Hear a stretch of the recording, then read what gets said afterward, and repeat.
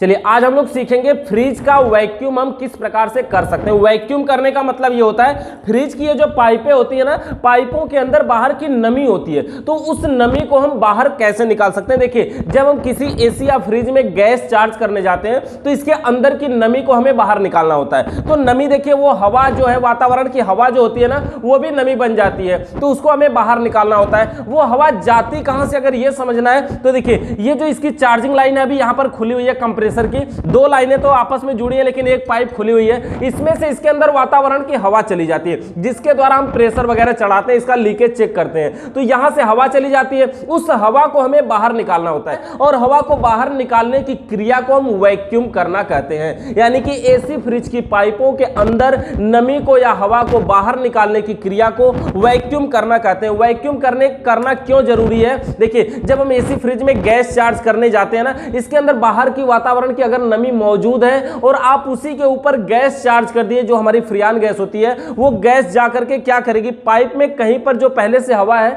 उसको इतना ठंडा कर देगी कि वो जो पहले वाली हवा है वो क्या होगा, बर्फ का रूप धारण कर लेगा। और जब वो बर्फ की तरह ठंडा हो जाएगा, बर्फ का रूप जम जाएगा ना, तो क्या होगी, पाइपें, ये जो पाइपें हैं ये कहीं पर पाइप कोई जाम हो जाएगी और पाइप अगर कोई भी जाम हो गई तो गैस का बहाव रुक जाएगा, मतलब गैस वहां से आगे नहीं जा पाएगी। जिससे गैस का बहाव रुक जाएगा तो पूरा फ्रिज हमारी ठंडा नहीं करेगी। और ये पूरा सिस्टम जो होता है वो पाइपों पर ही निर्भर होता है, पाइपों के ऊपर ही होता है। तो इसलिए हमें क्या करना होगा, सबसे पहले वैक्यूम करना होगा, इन पाइपों के अंदर की नमी को बाहर निकालना होगा। देखिए जो हम पाइप के अंदर की नमी बाहर निकालेंगे, ऐसा नहीं कि वो सिर्फ कंडेंसर का होगा। देखिए ये फ्रिज का कंप्रेसर है, ये कंडेंसर है, यहां पर फिल्टर है और एवापोरेटर आगे होता है जो कि हमारा मेन ठंडा करने वाला होता है। हमें इसमें करना है वैक्यूम। वैक्यूम करने के लिए यहां पर देखिए हमारे पास एक वर्कशॉप कंप्रेसर, ये कंप्रेसर क्या होता है, ये फ्रिज से निकाला गया कंप्रेसर होता है और इसी में क्या हुआ कि दोनों साइड में एक एक नट लगा दिया गया है। ये हमारा डिस्चार्ज लाइन है, ये सक्शन लाइन, इसको हम चालू करेंगे। चालू करने का तरीका हमने पहले भी बता चुके हैं। यहां पर इसमें दो ही पॉइंट है, हमें सिर्फ न्यूट्रल फेस देंगे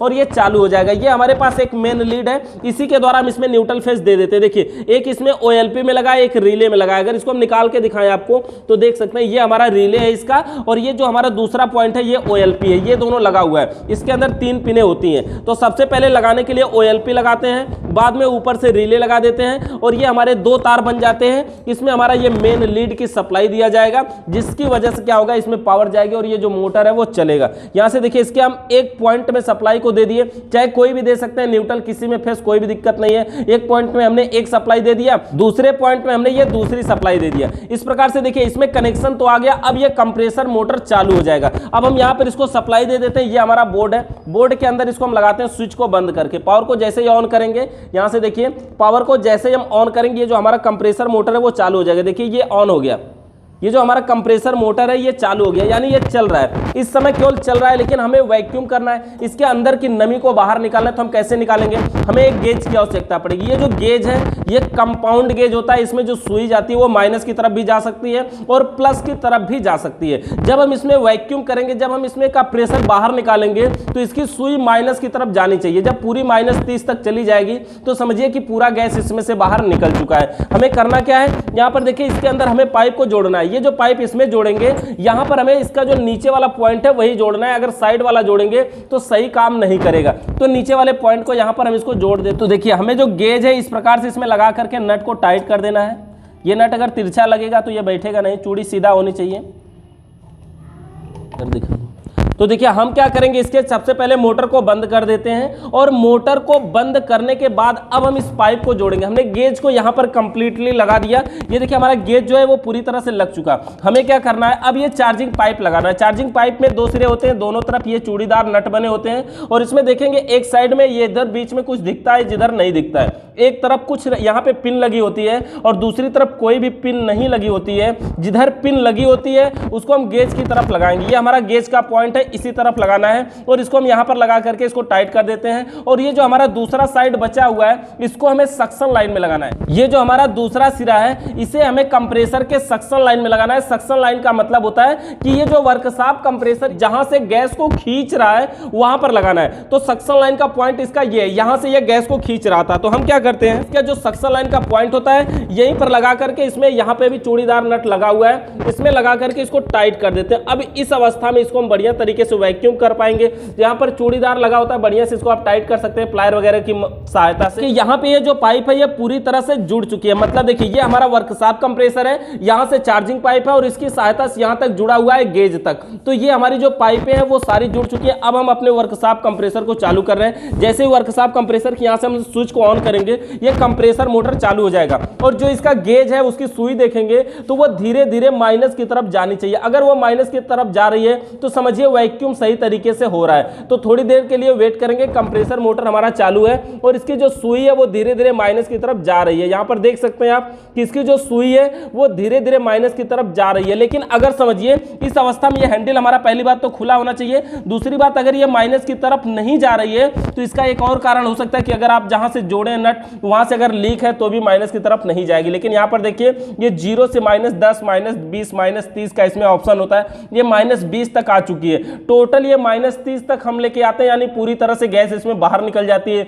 इसमें -30 तक ही जाने का जगह भी होता है। तो -30 तक जब ये आ जाएगा, देखिए यहां तक लगभग 25 तक आ चुका है, लगभग 25 तक आ चुका है। जैसे ये -30 पे आ जाएगा हम कंप्रेसर मोटर को बंद कर देंगे, गेज के हैंडल को भी बंद कर देंगे और इसका मतलब ये हो जाएगा कि इसमें से जो गैस है वो पूरी तरह से बाहर निकल चुकी है। तो देखिए ये हमारा गेज है और यहां से इसमें देखेंगे हैंडल ढीला है और ये गैस अब देखिए ये पूरा सुई जो है -30 तक आ चुकी है। यहां से अब इसमें की जो पूरी गैस है वो बाहर निकल चुकी है। अगर आप चाहें तो ये जो वैक्यूम करना है घड़ी देख करके लगभग 4 से 5 मिनट कर सकते हैं अगर संभावना लगती है कि इसके अंदर गैस होगी। और वैक्यूम करने के लिए वर्कशॉप कंप्रेसर से भी अच्छा एक होता है वैक्यूम पंप मोटर, जो कि स्पेशल वैक्यूम करने के लिए ही आता है। आप उससे भी कर सकते हैं लेकिन इस कंप्रेसर से भी कर सकते हैं, किसी भी प्रकार की कोई दिक्कत नहीं होगी। कंप्रेसर अगर आपके पास है तो आप प्रेशर भी चढ़ा सकते हो, वैक्यूम भी कर सकते हैं। लेकिन अगर वैक्यूम पंप मोटर है तो उससे आप सिर्फ वैक्यूम कर सकते हैं। ये देखिए हमारा यहां से हम इसके हैंडल को बंद कर देते हैं जब हमारा वैक्यूम पूरी तरह से हो गया। और हैंडल बंद करने के बाद अपना हम ये जो हमारी स्विच है बोर्ड की, ये कंप्रेसर मोटर को भी हमने बंद कर दिया। अब ये जो वैक्यूम का पॉइंट हुआ ना, वैक्यूम देखिए ये जो सुई है वहीं पे रुकी रहेगी। अगर ये सुई समझिए किसी कारण से धीरे धीरे ऊपर बढ़ रही है यानी प्लस की तरफ जा रही हो तो इसका मतलब होगा कि पूरे सिस्टम में कहीं लीकेज है। यहां पर हमने हैंडल को टाइट कर दिया तो कंप्रेसर मोटर में जो हमारा वर्कशॉप कंप्रेसर है चार्जिंग पाइप को भी हम खोल के बाहर अलग कर सकते हैं, कोई भी दिक्कत नहीं होगी। यानी इस प्रकार से हम अपने आसान तरीके से फ्रिज के अंदर की नमी को, हवा को बाहर निकाल सकते हैं। अब देखिए जो हमारी अगली प्रक्रिया होती है वैक्यूम करने के बाद वो होती है गैस चार्ज करना। इसमें अब हम यहां पर रेफ्रिजरेंट सिलेंडर यानी जो हमारे फ्रियान गैस का सिलेंडर है उसको यहां पर लगा करके बढ़िया तरीके से इसमें हम गैस चार्ज कर सकते हैं, कोई दिक्कत नहीं। हम चाहते हैं तो एंटी मोस्ट या एंटी चोक नामक रासायनिक जो तरल पदार्थ होता है जो चोक होने से बचाता है तो उसको भी इसी पाइप में यहां पे भर सकते हैं। उसके बाद अपना रेफ्रिजरेंट सिलेंडर लगाएंगे और आसान तरीके से हम फ्रिज में गैस चार्ज कर सकते हैं। तो फ्रिज का वैक्यूम करने से संबंधित अगर किसी भी प्रकार का सवाल या सुझाव रह गया हो तो कमेंट करके बताइए। चैनल पे नए आए हैं तो सब्सक्राइब करके बेल आइकन को प्रेस कर लीजिए। वीडियो देखने के लिए बहुत बहुत धन्यवाद।